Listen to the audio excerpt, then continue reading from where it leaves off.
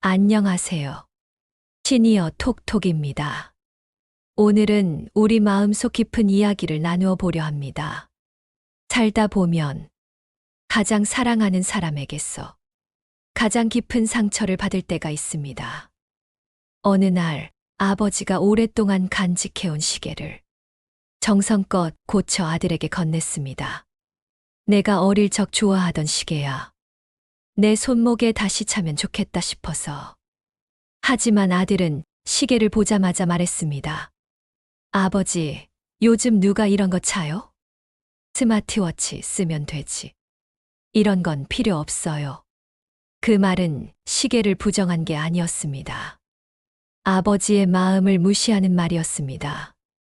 아버지는 순간 아무 말도 할 수 없었습니다. 비슷한 일이 있었습니다. 어머니가 며칠 밤을 새워 손수 목도리를 짜서 딸에게 건넸습니다. 올겨울은 춥다잖아. 내 목 따뜻하게 감고 다니렴. 하지만 딸은 피식 웃으며 말했습니다. 엄마, 요즘 이런 거 누가 해요? 그냥 브랜드 목도리 하나 사주면 되지. 이런 건 안 해요. 그 순간 어머니의 마음 속에서는 실처럼 이어진 정성이 한순간에 끊어져 버렸습니다. 여러분도 이런 경험 있으신가요? 마음을 담아 한 일이 자식의 한마디에 무너져 내렸던 순간, 엄마, 이런 거 필요 없어. 아버지, 그냥 가만히 계세요. 아, 또 시작이네. 이 짧은 말들이 부모의 가슴을 얼마나 깊게 찌르는지 정작 자식은 모릅니다. 우리는 참습니다. 말없이 눈을 감고 마음속에만 담아둡니다. 내가 괜히 했나? 내가 너무 오버했나? 스스로를 탓하기도 합니다. 하지만 여러분, 더는 참지 않아도 됩니다. 사랑이 존중을 잃는 순간, 그건 사랑이 아니라 종속이 됩니다. 오늘 이 영상에서는 부모를 무시하는 자식의 말 앞에서 우리가 절대 해서는 안 될 말, 그리고 반드시 해야 할 말을 하나하나 풀어드리겠습니다. 특히 도와줬는데 돌아온 게 감사가 아니라 원망일 때, 그때 필요한 단어 한마디, 관계를 깨지 않으면서도 자식을 멈춰 세우는 방법, 오늘 함께 깊이 이야기 나눠보겠습니다. 혹시 지금 마음속에 떠오르는 장면이 있으실 겁니다. 밥상을 차려놓고 기다렸는데 돌아온 건 피곤하다는 말뿐이었을 때, 서류를 대신 내줬는데 되레 꾸중만 들었을 때, 정성을 담아 선물을 건넸는데 무심한 말로 무시당했을 때, 그 순간 우리 마음은 얼마나 작아지는지 모릅니다. 하지만 기억하세요. 존중은 누군가가 알아서 주는 게 아닙니다. 내가 스스로 지켜낼 때 비로소 생겨납니다. 오늘 제가 전해드릴 몇 가지 이야기는 여러분의 마음을 다시 세워주고 관계 속에서 존엄을 지켜내는 언어가 될 것입니다. 이제 시작해 보겠습니다. 자녀가 무시할 때 우리가 어떤 말로 존중을 되찾을 수 있는지 사례와 해법을 나눠드리겠습니다. 아들이 집을 장만한다며 부모에게 부탁했습니다. 아버지, 은행에서 보증인만 서주시면 돼요. 그냥 도장만 찍어주시면 된다잖아요. 부모니까 도와주셔야죠. 그 순간 부모의 가슴은 철렁 내려앉았습니다. 도장 하나로 평생 모은 노후가 위태로워질 수도 있었기 때문입니다. 아들은 그 무게를 전혀 알지 못한 채 가볍게 부탁처럼 말했습니다. 많은 부모는 순간 억울함이 치밀어 오릅니다. 내가 지금까지 널 위해 얼마나 애써왔는데 어떻게 이런 말을 할 수 있니? 하지만 이런 말은 자식을 바꾸지 못합니다. 오히려 자식은 더 방어적으로 굳어버립니다. 그럴 때 필요한 건 감정이 아니라 경계선입니다. 엄마가 널 위해 해줄 수 있는 건 여기까지야. 짧지만 단호한 이 한마디. 사랑을 끊는 게 아니라 스스로 서야 한다는 자각을 심어주는 말입니다. 심리학에서는 부모의 선행을 의무로 여기는 태도를 권리의식이라고 부릅니다. 부모니까 당연히 해줘야 한다. 이 생각이 굳어지면 고마움은 사라지고 더 큰 요구만 커집니다. 사랑은 멈추지 않지만 희생은 멈출 줄 알아야 합니다. 그것이 자식을 진짜 어른으로 키우는 길이기도 합니다. 며칠 뒤 아들이 어머니에게 부탁했습니다. 엄마, 내가 인터넷 쇼핑몰에서 물건을 주문했는데 반품 좀 대신 해주세요. 그냥 택배 기사님 오면 주시면 된다고. 어머니는 아들의 말대로 물건을 다시 포장해 두었습니다. 하지만 택배 기사님이 오자 반품 접수가 제대로 안 되어 있다는 말을 들었습니다. 휴대폰으로 다시 신청해야 한다는 설명이 이어졌습니다. 어머니는 어떻게 해야 할지 몰라 결국 반품을 하지 못했습니다. 그리고 아들에게 사실을 말했을 때 돌아온 반응은 차가웠습니다. 엄마, 이런 것도 못해요? 요즘은 다 휴대폰으로 간단히 하는 건데 왜 그걸 몰라요? 어머니는 그 말의 순간 숨이 막혔습니다. 자식을 돕고 싶어 나섰는데 돌아온 건 감사가 아니라 무시였기 때문입니다. 그때 어머니는 차분히 말했습니다. 엄마가 속상한 건 반품을 못해서가 아니야. 너의 말투 때문이야. 핵심은 결과가 아니었습니다. 정성을 다했는데도 돌아온 게 무시였다는 사실. 심리학에서는 이런 상태를 심리적 무력화라고 부릅니다. 내가 어떤 역할도 하지 못하는 사람처럼 여겨질 때 그 감정은 부모의 마음을 가장 크게 아프게 합니다. 하지만 태도를 정확히 짚어줄 때 존중은 다시 회복될 수 있습니다. 존중은 우연히 생기는 게 아니라 스스로 지켜낼 때 얻어지는 것입니다. 며칠 뒤 딸이 어머니에게 인터넷 송금을 알려주겠다며 말했습니다. 엄마, 그냥 몇 번 클릭하면 돼요. 정말 간단해요.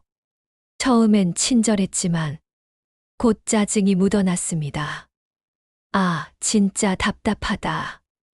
엄마는 왜 이런 것도 몰라요? 이래서 내가 스트레스라니까. 그 말에 어머니는 멍해졌습니다. 돈을 보내지 못한 게 문제가 아니었습니다. 아무것도 모르는 사람처럼 취급당한 순간 존재 자체가 작아진 느낌이 들었기 때문입니다. 어머니는 조용히 말했습니다. 모르는 거지. 무능한 게 아니야. 그 짧은 한마디는 딸의 표정을 굳게 만들었습니다. 그리고 곧 깨달음을 주었습니다. 아, 내가 엄마를 무시했구나. 심리학에서는 이런 태도를 연령 편향이라고 부릅니다. 나이가 많다는 이유로, 기술에 익숙하지 않다는 이유로 능력 없는 존재처럼 취급하는 것. 이것은 단순한 무례가 아니라 존엄을 해치는 폭력에 가깝습니다. 공자는 말했습니다. 늙은 이를 공경하되 그 뜻까지 헤아려야 한다. 겉으로만 예의를 차리는 것이 아니라 그 마음과 입장을 진심으로 존중하라는 말입니다.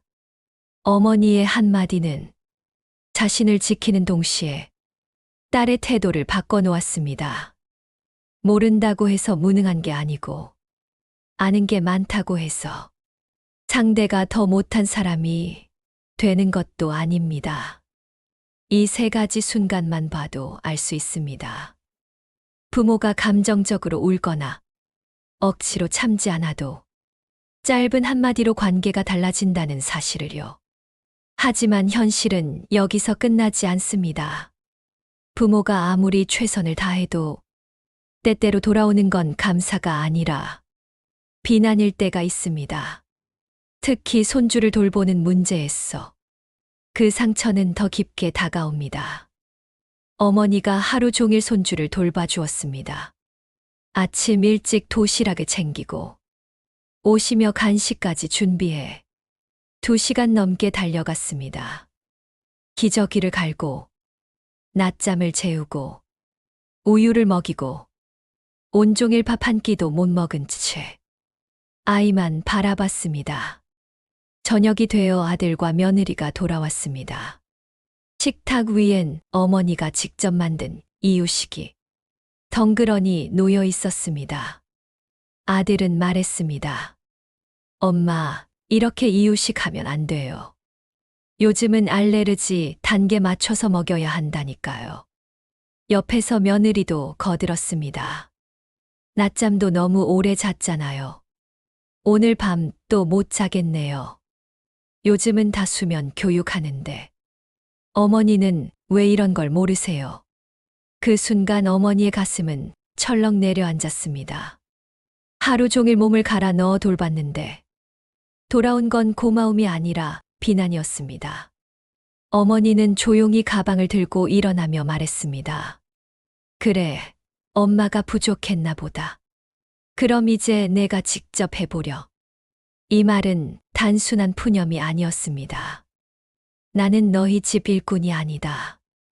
내 노고를 무시당하면서까지 도와줄 수는 없다는 선언이었습니다. 심리학에서는 노력이 인정받지 못하고 무시당할 때 사람이 느끼는 상처를 인지적 박탈감이라고 부릅니다. 특히 가족에게서 이런 대접을 받으면 그 상처는 오래 남습니다. 여기서 끝이 아닙니다. 부모의 마음은 손주 문제에서만 무시당하는 게 아닙니다. 가장 기본적인 돌봄조차 하찮게 여겨질 때가 있습니다. 아버지가 아들의 건강을 걱정하며 귤 한 봉지를 내밀었습니다. 요즘 피곤하다 했지. 비타민 보충해야 한다. 이거라도 챙겨 먹어라. 그러자 아들은 말했습니다. 아버지, 이런 거 다 소용없어요. 괜히 신경 쓰지 마세요. 그 순간 아버지는 깊은 서운함을 느꼈습니다. 건강을 챙겨주려는 마음조차 쓸데없는 간섭처럼 여겨지는 순간이었기 때문입니다. 아버지는 차분히 대답했습니다. 내가 너를 위해 주는 게 아니야.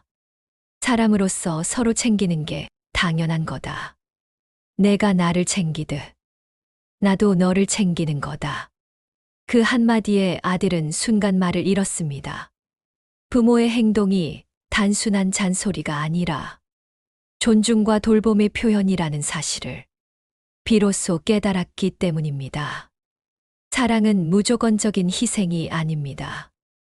존중과 균형 위에서만 건강하게 이어질 수 있습니다. 이렇게 5가지 순간을 함께 살펴봤습니다. 아들에게는 엄마가 널 위해 해줄 수 있는 건 여기까지야. 무심한 말투 앞에서는 엄마가 속상한 건 결과가 아니라 내 말투야. 기술을 몰라 답답하다던 딸에게는 모르는 거지, 무능한 게 아니야. 손주를 돌보고도 비난받았을 때는 그럼 이제 내가 직접 해보려. 건강을 챙겨주려다 무시당했을 때는 이건 서로 챙기는 거야. 이 5가지 말은 부모가 감정적으로 울거나 억지로 참지 않아도 스스로의 존엄을 지키며 관계를 바꿀 수 있는 짧지만 강한 언어들입니다. 우리는 자식이 미안하다고 말할 때 큰 위로를 받습니다. 엄마, 아버지, 미안해요. 그 한마디가 진심으로 전해질 때 그동안의 서운함은 눈 녹듯 사라지기도 합니다. 하지만 그 미안함은 억지로 끌어내는 것이 아닙니다. 부모가 존중을 요구하고 스스로의 경계를 세울 때 자식은 비로소 자신을 돌아보게 됩니다. 철학자 칸트는 이렇게 말했습니다. 인간은 수단이 되어서는 안 되며 목적 그 자체로 존중받아야 한다. 부모도 예외가 아닙니다. 사랑을 주는 존재이기 전에 존중받아야 할 인간 그 자체입니다. 여러분, 그동안 참아내고 묵묵히 버텨내고 사랑이라는 이름으로 스스로를 얼마나 많이 내어주셨습니까? 이제는 달라져야 합니다. 누군가를 위한 하루가 아니라 나를 위한 하루를 살아도 괜찮습니다. 내 마음을 먼저 들여다보고 내 존엄을 내가 지켜내는 살. 그것이야말로 가장 아름답고 단단한 인생입니다. 오늘 영상이 마음에 닿으셨다면 여러분의 경험을 댓글로 나눠주세요. 여러분의 이야기가 누군가에게는 큰 위로와 깨달음이 될 수 있습니다.